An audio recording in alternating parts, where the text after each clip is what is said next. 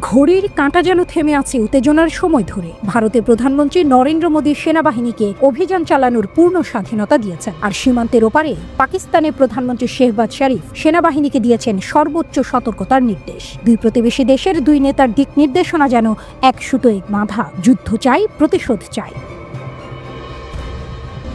আর এই প্রতীক্ষা কেবল সেনাবাহিনীর নয়, সেটি ছড়িয়ে পড়েছে জনতার মাঝে, রাস্তায়, মাঠে, চায়ের কাপে। ঠিক যেন ইউক্রেন যুদ্ধের পুনরাবৃত্তি হতে চলেছে উপমহাদেশে। ৩ বছর ধরে ইউক্রেন যুদ্ধ রাশিয়া ও পশ্চিমা বিশ্বের কাছে পরিণত হয়েছে অস্ত্র পরীক্ষার জমিনে। হিমার্স, প্যাট্রিয়ট সবই পরীক্ষা দিয়েছে এই রণাঙ্গনে, আর রাশিয়াও চমকে দিয়েছে ভোরেসনিক IRBM মিসাইলের ধ্বংসাত্মক ক্ষমতা দিয়ে। ঠিক এমন এক উত্তপ্ত প্রেক্ষাপটে এবার দক্ষিণ এশিয়ার আকাশে ওড়ার প্রস্তুতি নিচ্ছে বেইজিং এর তৈরি 5টি শক্তিশালী মারণাস্ত্র। পাকিস্তান এই অস্ত্রগুলো ব্যবহার করতে পারে ভারতের বিরুদ্ধে প্রথমবারের মতো, আর এর যে কোনোটি একাই যুদ্ধের মোড় ঘুরিয়ে দিতে পারে। প্রথমেই আছে ভয়ঙ্কর J-10C ফাইটার জেট। 2022 সালে চীনের কাছ থেকে এই 4.5 জেনারেশনের যুদ্ধ বিমানটি কিনে নেয় পাকিস্তান। বিমানটিকে ডাকা হয় ভিগোরাজ ড্রাগন। এতে আছে অ্যাডভান্সড অ্যাভিওনিক্স, ASA রাডার এবং PLAF এর মতো শক্তিশালী অস্ত্র বহনের ক্ষমতা। মার্কিন F-16 এর সঙ্গে তুলনা চললেও অনেকেই J-10C কে বলছেন গেম চেঞ্জার। তালিকার দ্বিতীয় নাম JF-17 ফাইটার জেট। 2007 সালে চেংদু এয়ারক্রাফট কর্পোরেশনের সহযোগিতায় চীন ও পাকিস্তান একসাথে তৈরি করে এই মাল্টিরোল কমব্যাট এয়ারক্রাফট। রাফায়েলের তুলনায় দাম মাত্র 1/3, $25 মিলিয়ন। কিন্তু রেঞ্জ, গতি ও ধ্বংস ক্ষমতার দিক থেকে এটি ফরাসি ফাইটারের চেয়েও এগিয়ে। আকাশ যুদ্ধে বড় চমক হতে পারে এই বিমান। তৃতীয় অস্ত্র HQ-9 মিসাইল। এই সারফেস 2 ইয়ার মিসাইল বানানো হয়েছে রাশিয়ার S-500 নির্মাতা আলমাজান্তের এর প্রযুক্তি দিয়ে। 2021 সালে পাকিস্তান এর উন্নত সংস্করণ HQ-9P কেনে। এটি 100টি লক্ষ্যবস্তু একসঙ্গে শনাক্ত করতে পারে। ভারতীয় যুদ্ধ বিমান বা ড্রোন যদি 125 কিলোমিটারের মধ্যে থাকে, ধ্বংস অনিবার্য। চতুর্থ অস্ত্র SH-15 হাবিজার। 2019 সালে পাকিস্তান সেনাবাহিনীতে যুক্ত হয় এই শক্তিশালী কামান। 155 মিলিমিটার ব্যারেলের কামানটি প্রতি মিনিটে 6 রাউন্ড গুলি ছুটতে পারে। এর রেঞ্জ 50 কিলোমিটার। GPS ও থার্মাল ইমেজিং ব্যবহারের কারণে কাশ্মীরের ঘন জঙ্গলেও লক্ষ্যভেদ সম্ভব। শেষে কিন্তু কম শক্তিশালী নয়, CH-4B রেইনবো ড্রোন। চীনের তৈরি এই ড্রোনটি অনেকাংশ মার্কিন MQ-9 রিপারের মতো, তবে কিছু ক্ষেত্রে আরো উন্নত। এটি 14 ঘন্টা টানা উঠতে পারে এবং 1500 কিলোমিটার দূরত্ব পর্যন্ত অভিযান চালাতে সক্ষম। এতে রয়েছে AR-1 laser guided missile, F-10 bomb ও NT রেডিয়েশন মিসাইল। শত্রুপক্ষের আকাশ প্রতিরক্ষা ব্যবস্থাকে এক ঝটকায় ধ্বংস করতে পারে এটি। এই 5টি মারণাস্ত্র শুধু অস্ত্র নয়, চীন পাকিস্তান জোটের ক্ষমতার প্রতীক। যুদ্ধ যদি শুরু হয়, তাহলে ভারত কি সামলাতে পারবে এই বিপর্যয়?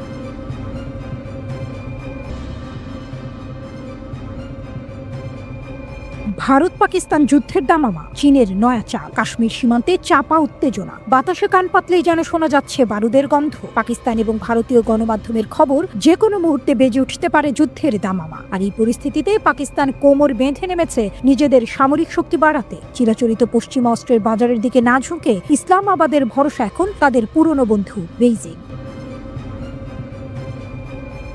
ঠিক এই সময়ই ঘটল এক চমকপ্রদ ঘটনা। শেহবাজ শরীফ সরকার নাকি তড়িঘড়ি করে চীনের কাছ থেকে 40টি অত্যাধুনিক VT-4 ট্যাঙ্ক কেনার চুক্তি করেছে। খবরটি দাবানলের মতো ছড়িয়ে পড়েছে আন্তর্জাতিক মহলে। প্রশ্ন একটাই, সত্যিই কি যুদ্ধের প্রস্তুতি নিচ্ছে পাকিস্তান, নাকি এর পেছনে অন্য কোনো রহস্য লুকিয়ে আছে? ইসলামাবাদে নিযুক্ত চীনা রাষ্ট্রদূত জিয়াং ছাদং এর সঙ্গে শেহবাজ শরীফের সাম্প্রতিক বৈঠক যেন এই জল্পনাকে আরো উস্কে দিয়েছে। কাশ্মীর পরিস্থিতি নিয়ে যখন উত্তেজনার পারদ চড়ছে, তখন বেইজিং এর সামরিক সাহায্যের আলোচনা তাৎপর্যপূর্ণ। প্রতিবেদনে আরো বলা হয়েছে, পাকিস্তানের বর্তমান কামান বহর নিয়ে নাকি একেবারেই সন্তুষ্ট নন মুসলিম লীগ নেতারা। স্থলযুদ্ধে নিজেদের আধিপত্য প্রতিষ্ঠা করতেই VT-4 ট্যাঙ্কের মতো অত্যাধুনিক সমরাস্ত্রের দিকে ঝুঁকছে ইসলামাবাদ। এবারে আসা যাক VT-4 ট্যাঙ্কের কথায়। চীনের তৈরি এই মেইন ব্যাটল ট্যাঙ্ক আন্তর্জাতিক বাজারে নিজেদের শ্রেষ্ঠত্ব প্রমাণ করেছে। এর 125 মিলিমিটার স্মুথ বোর গান, একই সাথে গাইডেড মিসাইল এবং বিভিন্ন ধরনের গোলা ছুঁড়তে সক্ষম। শুধু তাই নয়, এই ট্যাঙ্কে রয়েছে রিমোট কন্ট্রোলড অ্যান্টি এয়ারক্রাফট গান এবং কোঅক্সিয়াল মেশিন গান।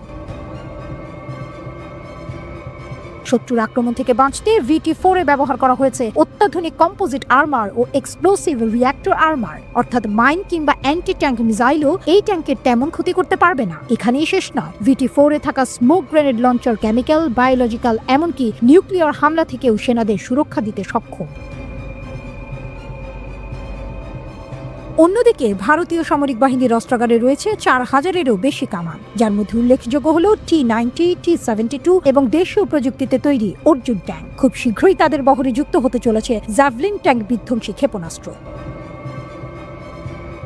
পাকিস্তানের ট্যাঙ্ক সংখ্যা ভারতের প্রায় অর্ধেক হলেও শক্তিমত্তার দিক থেকে তারা কিন্তু পিছিয়ে নেই। বিশ্লেষকদের মতে VT-4 ট্যাঙ্কের অত্যাধুনিক বৈশিষ্ট্যই শেহবাজ শরীফকে এই জরুরি ভিত্তিতে কেনার সিদ্ধান্ত নিতে প্রভাবিত করেছে।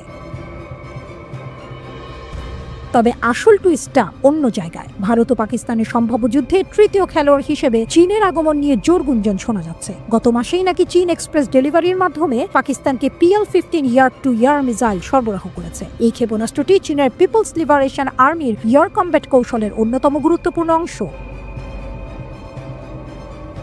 ভারতের রাফায়েল যুদ্ধ বিমানে ব্যবহৃত মিটিওর ও মিকা লং রেঞ্জ মিসাইলের থেকেও নাকি দূরত্ব ও গতির দিক থেকে অনেক বেশি শক্তিশালী এই PLA-50। তাহলে কি সত্যি যুদ্ধের প্রস্তুতি নিচ্ছে দুই দেশ? আন্তর্জাতিক রাজনীতিতে ক্ষমতার সমীকরণ ক্রমশ বদলাচ্ছে। বেইজিং যে ক্রমশ ইসলামাবাদের প্রধান সামরিক অংশীদার হয়ে উঠেছে তা আর বলার অপেক্ষা রাখে না। এই পরিস্থিতিতে ভারত কি পদক্ষেপ নেয় সেটাই এখন দেখার। তবে এটা স্পষ্ট, দক্ষিণ এশিয়ার ভূ রাজনৈতিক প্রেক্ষাপট এক নতুন মোড় নিতে চলেছে, আর এই পরিবর্তনের কেন্দ্রে রয়েছে চীন এবং পাকিস্তানের ক্রমবর্ধমান সামরিক সহায়তা। অপেক্ষা এখন সময়ের, পরবর্তী ধাপে কি হয় সেটাই হবে সবচেয়ে বড় চমক।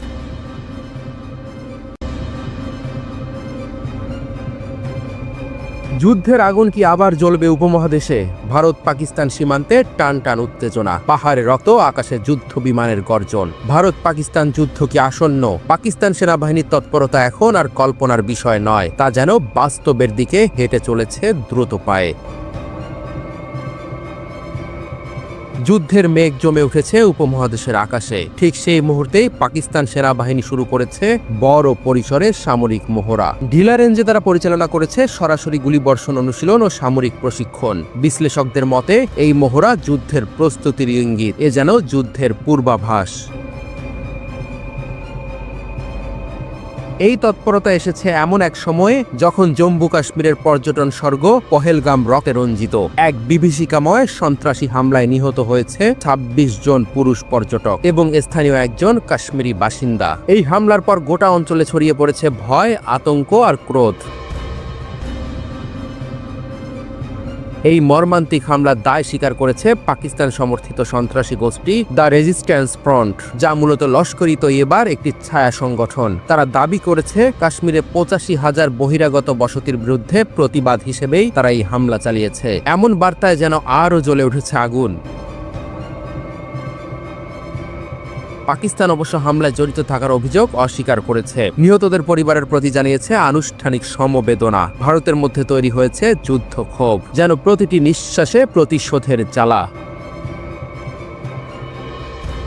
ভারতের প্রধানমন্ত্রী নরেন্দ্র মোদী এই হামলার দায়ীদের খুঁজে বের করে কড়া শাস্তির প্রতিশ্রুতি দিয়েছেন। শুধু যারা ট্রিগার টেনেছে তারাই নয়, তাদের নির্দেশদাতা ও সহযোগীরাও রেহাই পাবে না। এই হুঁশিয়ারি এখন সীমান্তের ওপারে বাজছে যুদ্ধের দামামা হয়ে। কাশ্মীর এখন যেন রক্তে রাঙা যুদ্ধক্ষেত্র।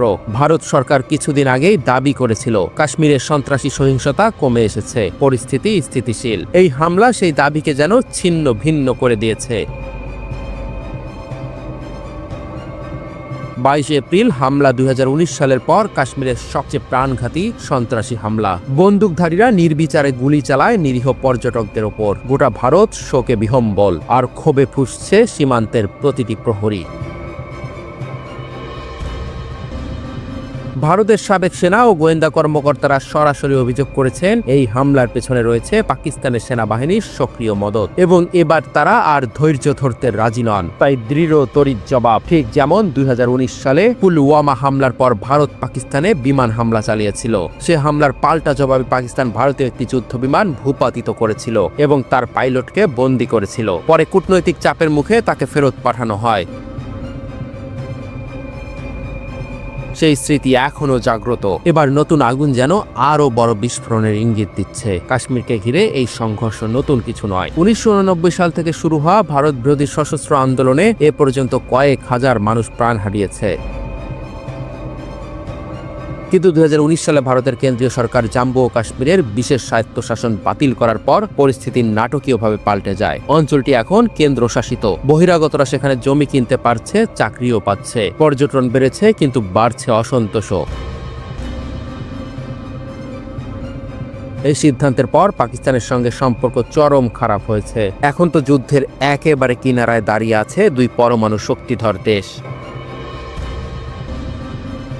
সম্প্রতি পাকিস্তানের সেনাপ্রধান জেনারেল আসিম মুনির কাশ্মীরকে আখ্যা দিয়েছেন আমাদের শিরার ধমনীর সঙ্গে যুক্ত। তিনি ঘোষণা দিয়েছেন, আমরা কাশ্মীরকে ভুলব না, কাশ্মীরি ভাইদের ন্যায়সঙ্গত সংগ্রামের পাশে থাকব। ভারতের জনমত আরও কঠোর পদক্ষেপের জন্য প্রস্তুত। সীমান্তে সেনা মোতায়েন বাড়ছে, যুদ্ধবিমান, রাডার, ড্রোন সক্রিয় হচ্ছে। ভারত যেন বলছে, এবার আর শুধু প্রতিবাদ নয়, জবাব আসবে বন্দুকের নল থেকে। উপমহাদেশের আকাশ যেন ভারী। ভারত পাকিস্তান যুদ্ধ কি আবার ফিরে আসবে বিধ্বংসী রূপে? সময় দেবে উত্তর। কিন্তু আজ এই মুহূর্তে কাশ্মীরের পাহাড়ে বাতাস থমকে গেছে, পর্যটকের পদচারণা থেমে গেছে, বুলেটের শব্দ যেন বাতাসে ছড়িয়ে পড়া কান্না।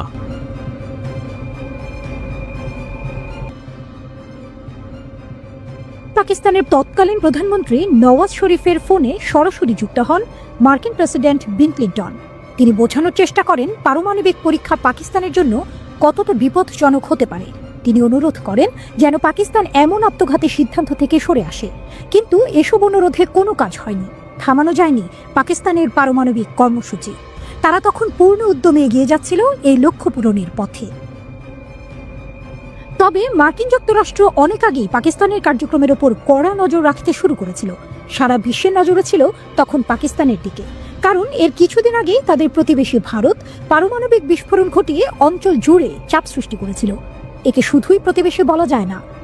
1947 সালে স্বাধীনতার পর থেকে ভারত পাকিস্তানের সম্পর্ক বৈরী। কেবল কথার লড়াই নয়, সে সময় রীতিমতো যুদ্ধে জড়িয়েছে তারা। 1998 সালেও এমন এক উত্তেজনাপূর্ণ পরিস্থিতি তৈরি হয়েছিল যা যে কোনো সময় যুদ্ধের রূপ নিতে পারত। এই সময়ে 1998 সালের মে মাসে ভারতের তৎকালীন প্রধানমন্ত্রী অটল বিহারী বাজপেয়ী ঘোষণা দেন, ভারত 14 বছর পর সফলভাবে পারমাণবিক বিস্ফোরণ চালিয়েছে। 11 থেকে 13 মে পর্যন্ত 3টি ভিন্ন ধরনের বোমার পরীক্ষা চালানো হয় পোখরান সামরিক অঞ্চলের মাটির নিচে। এই পরীক্ষার মধ্য দিয়ে ভারত আনুষ্ঠানিকভাবে পরিণত হয় এক নতুন পারমাণবিক শক্তিধর রাষ্ট্রে। বিশ্বের নানা প্রান্তে এর বিরুদ্ধে নিন্দার ঝড় ওঠে। ভারতের এই পরীক্ষা পাকিস্তানের জন্য ছিল এক দিক দিয়ে সরাসরি হুমকি, আরেক দিক দিয়ে সেটা ছিল তাদের সার্বভৌমত্বে আঘাত। ভারতের অন্যান্য সামরিক পদক্ষেপের মতো এই পারমাণবিক কর্মসূচিও যে পাকিস্তানকে লক্ষ্য করে, এটা প্রায় নিশ্চিতভাবেই বলা যায়। তাই সারা বিশ্ব দেখতে চাচ্ছিল পাকিস্তান এই চাপে কিভাবে প্রতিক্রিয়া জানায়। পাকিস্তান যে কোনোভাবে ভারতের পারমাণবিক পরীক্ষার জবাব দেবে, তা তখন প্রায় স্পষ্ট ছিল। বিশ্বের বিভিন্ন দেশ ও আন্তর্জাতিক সংস্থার পক্ষ থেকে পাকিস্তানকে বারবার অনুরোধ জানানো হচ্ছিল যেন তারা কোনো হঠকারী সিদ্ধান্ত না নেয়। নওয়াজ শরীফ প্রথম দিকে বেশ সংযত মনোভাব দেখিয়েছিলেন। তিনি বলেছিলেন, আমরা দায়িত্বশীলভাবে পদক্ষেপ নিতে চাই, আমাদের এই বোমা তৈরির সামর্থ্য আছে, কিন্তু আমরা গত 15 থেকে 20 বছরেও এর পরীক্ষা চালাইনি। ভারতের পরীক্ষার পর আমাদেরও সঙ্গে সঙ্গে পরীক্ষা চালাতে হবে এমন কিছু ভাবছি না। বাইরে থেকে পাকিস্তানের অবস্থান শান্তিপূর্ণ মনে হলেও ভেতরে ভেতরে পরীক্ষার প্রস্তুতি শুরু হয়ে গিয়েছিল। সরকারের অনেকেই মনে করতেন ভারতের এই পদক্ষেপের জবাব না দিলে সেটা পাকিস্তানের জন্য অপমানজনক হবে। দেশের সাধারণ মানুষের মধ্যেও এই ব্যাপারে সমর্থন ছিল প্রবল। সে সময় পাকিস্তানের পারমাণবিক শক্তি কমিশনের গুরুত্বপূর্ণ সদস্য ছিলেন ডক্টর সামার মুবারক মান্দো। যেহেতু কমিশনের প্রধান তখন দেশের বাইরে ছিলেন, প্রধানমন্ত্রী জরুরি ভিত্তিতে ডক্টর মুবারক মান্দোকে ডাকেন। তিনি তাকে প্রশ্ন করেন, এখনই কি পাকিস্তানের পারমাণবিক পরীক্ষা চালানো উচিত, তার মতামত কি? জবাবে মুবারক মান্দো বলেন, ভারতের প্রধানমন্ত্রী এবং মন্ত্রীরা পারমাণবিক পরীক্ষার বিষয়ে যে বক্তব্য দিচ্ছে, তাতে আমাদের যদি কোনো জবাব না থাকে, তাহলে আমাদের সার্বভৌমত্ব, সম্মান ও প্রভাব ক্ষতিগ্রস্ত হবে। তবে এটা জানাই ছিল, যদি পাকিস্তান পরীক্ষা চালায় তাহলে আন্তর্জাতিক নিষেধাজ্ঞা আসবে, আর এটা দেশের ভূমির অর্থনীতির জন্য বড় বিপদ হয়ে দাঁড়াবে। এমন পরিস্থিতিতে পাকিস্তানের মন্ত্রিসভায় প্রতিরক্ষা সংক্রান্ত একটি গোপন বৈঠক ডাকা হয়। এমনকি সাধারণ পার্লামেন্ট সদস্যরাও এর খবর জানতেন না। সেই বৈঠকে সবাই একমত হন ভারতের জবাবে পারমাণবিক পরীক্ষা করতেই হবে। বৈঠকে সিদ্ধান্ত হয় দ্রুততম সময়ের মধ্যে পরীক্ষা চালানো হবে, তবে পুরো প্রক্রিয়াটি থাকবে গোপনে। ডক্টর মুবারক মান্দের নেতৃত্বে শুরু হয়ে যায় প্রস্তুতি। পরীক্ষার স্থান নির্ধারিত হয় চাগি পর্বতমালার একটি নির্জন অঞ্চল বেলুচিস্তানে মাটির নিচে। এই পরীক্ষা পাকিস্তানের জন্য ছিল বিশাল চ্যালেঞ্জ। একদিকে সারা বিশ্বের চোখ রাঙানি, আরেকদিকে ব্যর্থ হলে আন্তর্জাতিকভাবে চরম লজ্জার মুখোমুখি হতে হতো। এমন অবস্থায় প্রধানমন্ত্রী ফোন করেন ডক্টর মুবারক মান্দকে, জিজ্ঞেস করেন সফল হওয়ার কতটা সম্ভাবনা আছে। মুবারক মান্দ তাকে আশ্বস্ত করেন, আমরা আগে কখনো এমন পরীক্ষা করিনি ঠিক, কিন্তু আমরা আত্মবিশ্বাসী, আমরা পারব। প্রধানমন্ত্রী তখন বলেন, আমরা ব্যর্থ হলে আমাদের মান সম্মান থাকবে না, আমাদের প্রতিবেশীরা আমাদের নিচে ঠেলে দেবে, কাজেই সফল হওয়াটা খুবই জরুরি। ততদিনে মার্কিন যুক্তরাষ্ট্র সহ পশ্চিমা দেশগুলো বুঝে গিয়েছিল পাকিস্তান পরীক্ষা করবেই। তারা চাপ সৃষ্টি করতে থাকে, এমনকি বিল ক্লিন্টন প্রস্তাব দেন $5 বিলিয়ন অর্থ সহায়তা। কিন্তু পাকিস্তান সিদ্ধান্তে অটল থাকে। পশ্চিমা দেশগুলো হুঁশিয়ারি দেয়, পরীক্ষা চালালে কঠিন নিষেধাজ্ঞা আসবে। অবশেষে এলো সেই দিন, 1998 সালের 27 মে। ডক্টর মুবারক মান্দ বিবিসিকে বলেন, আমি দিনভর টানেল আর বাংকারগুলো চেক করেছি, যন্ত্রপাতি, কেবল সবকিছু ঠিক আছে কিনা বারবার যাচাই করছিলাম। ঘরে গিয়ে মাঝে মাঝে চা খাচ্ছিলাম, ভাবছিলাম কি করছি আমি। এত হেঁটেছি, হয়তো 10 থেকে 12 কিলোমিটার হয়ে গেছে। সন্ধ্যার দিকে মনে হলো এবার সব আল্লাহর হাতে, পরীক্ষা তো আগামীকাল। একটু ঘুমানোর চেষ্টা করলাম। রাতের আকাশে তখন অসংখ্য উপগ্রহ, মনে হচ্ছিল যেন সবাই নজর রাখছে। 28 মে সকাল হতে না হতেই শুরু হলো চূড়ান্ত প্রস্তুতি। দিনটি ছিল উজ্জ্বল, বাতাসও ছিল স্থির।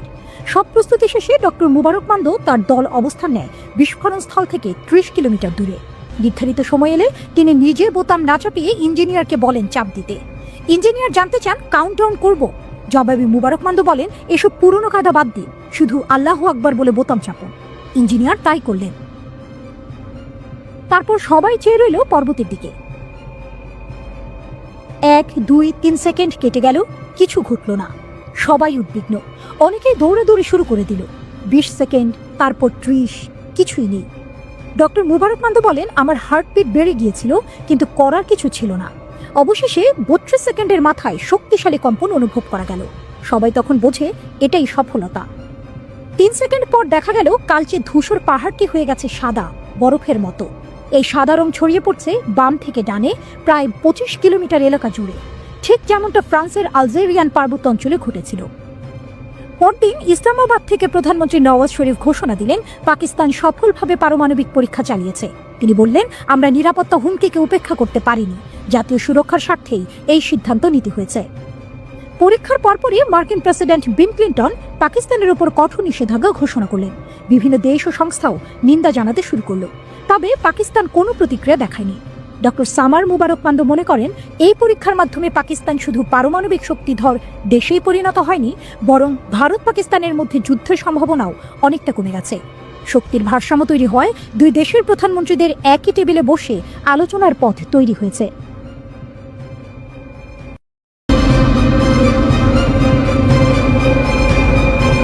ড্রাগনের ডানা পেল পাকিস্তান, ভারতের আকাশে ঘনাচ্ছে অদৃশ্য বিপদ। চীনের স্টেলথ ঈগল এখন পাকিস্তানের মুঠোয়। পাকিস্তানের হাতে এবার চীনের J-35A মাইটি যুদ্ধবিমান, একটি পঞ্চম প্রজন্মের স্টেলথ ফাইটার জেট, যা ভারতীয় আকাশের নিরাপত্তা কবজায় নিতে পারে। অত্যাধুনিক 40টি এই যুদ্ধবিমানের চুক্তি প্রায় চূড়ান্ত, আর এরই মধ্যে চীনে প্রশিক্ষণ নিচ্ছেন পাক পাইলটরা। বিশ্লেষকদের মধ্যে এই যুদ্ধবিমান দক্ষিণ এশিয়ার ভূরাজনীতির ম্যাপ বদলে দেওয়ার মতো অস্ত্র। পাকিস্তানের যুদ্ধবিমান ভারতের চেয়ে 15 বছরে গিয়ে পাকিস্তানের সাবেক এয়ার কমোডর জিয়াউল হক শামসি দাবি করেছেন, পাকিস্তানের পঞ্চম প্রজন্মের J-35A বিমান পাকিস্তানি বিমান বাহিনীর শক্তি বৃদ্ধি করবে, কারণ আগামী 14 থেকে 15 বছর ভারতের কাছে এমন কোনো বিমান থাকবে না। J-35A এর স্টেলথ টেকনোলজি, টুইন ইঞ্জিনের সুপারসনিক গতি এবং শত্রুর রাডার ফাঁকি দেওয়ার ক্ষমতা এটিকে বিখ্যাত F-35 এর সমকক্ষ করে তুলেছে। ভারতীয় বিমান বাহিনী এখনো 4.5 প্রজন্মের Su-30 MKI ও রাফালের উপর নির্ভরশীল। এমন পরিস্থিতিতে চির প্রতিদ্বন্দ্বী পাকিস্তানের শক্তি বৃদ্ধিতে ভারত কিভাবে প্রতিরোধ করবে? চীন পাকিস্তান পাকিস্তান। বন্ধুত্বের নতুন অধ্যায়। পাকিস্তান ও চীনের এই চুক্তি শুধু অস্ত্রের লেনদেন নয়, অল ওয়েদার পার্টনারশিপেরও এর প্রতীক। চীন ইতিমধ্যে পাকিস্তানকে JF-17 J-10C যুদ্ধ বিমান দিয়েছে। এবার J-35A দিয়ে বন্ধুত্বের সুর আরো গভীর। উল্লেখ্য, চীন J-20 মাইটি যুদ্ধ বিমান শুধু নিজের জন্য রেখেছে, কিন্তু J-35A কে রপ্তানির জন্য উন্মুক্ত করেছে, যেন পাকিস্তানকে বলছে, বন্ধু তুমিই প্রথম। ভারতীয় প্রতিরক্ষা বিশেষজ্ঞরা ইতিমধ্যে সতর্ক বার্তা দিয়েছেন যে J-35A পাকিস্তানের হাতে মানে ভারতের রাডার সিস্টেম অকার্যকর। পাকিস্তান যদি এই বিমান দিয়ে গভীর ভূখণ্ডে হামলা চালায়, ভারতের পক্ষে তা শনাক্ত করাই কঠিন হবে। অন্যদিকে ভারতের পঞ্চম প্রজন্মের যুদ্ধ বিমান AMCA প্রকল্প এখনো ড্রয়িং বোর্ডে। এখন সংকটে যুক্তরাষ্ট্র কি F-35A দিয়ে সাহায্য করবে? কিন্তু সমস্যা অন্য জায়গায়। ভারতের রাশিয়ান S-400 মিসাইল সিস্টেমের সঙ্গে F-35 এর সামঞ্জস্য নেই। মার্কিন F-35 ভার্সেস চীনের J-35A কে জিতবে স্টেলথ যুদ্ধ। চীন যদি পাকিস্তানকে J-35A দেয়, তাহলে যুক্তরাষ্ট্র ভারতকে F-35A দেওয়ার সম্ভাবনা জোরালো। কিন্তু এখানে টানটান উত্তেজনা। F-35 এর দাম আকাশ ছোঁয়া, আর AMCA প্রকল্পে বিলম্ব। ভারত কি সিদ্ধান্ত নেবে? বিশ্লেষকরা বলছেন এটা পশ্চিমা ও চীনা প্রভাবের লড়াই। নাটকের শেষ অঙ্ক। পাকিস্তানের ড্রাগন উড়ান ভার্সেস ভারতের অগ্নিপথ। পাকিস্তান পুরনো F-16 ও মিরাজ বিমান প্রতিস্থাপন করে J-35A নিয়ে আকাশের রাজত্ব কায়েম করতে চায়, আর ভারত তাদের সামনে এখন দুটি রাস্তা। হয় আমেরিকা F-35A কিনে চীনের মোকাবেলা করা, নয়তো নিজস্ব প্রযুক্তিতে বিশ্বাস রেখে AMCA ত্বরান্বিত করা।